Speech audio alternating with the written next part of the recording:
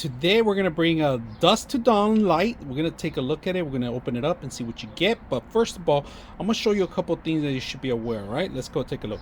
All right, let's start with the actual light itself. First of all, the LED lights are included.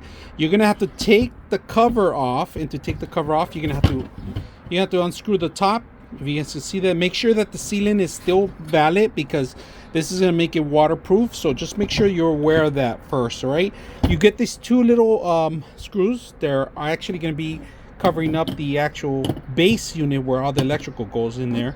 They do have a simple solution. All right, it's just hot, neutral, and also the ground. That's pretty much all three of them are going to be in there. Ground could be on the actual base unit itself. So simple to get it, to put it together. We're going to test it out and see how it looks at night. The LED lights, they're very glamorous lights. They're included with it. They bright up the whole entire area. You can see some stripes, very elegant. Now it does have the sensor right in the front of it. So here it is.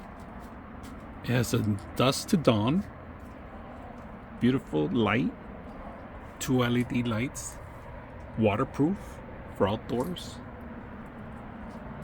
Perfect lighting, easy to set up. I hope you guys enjoy the video.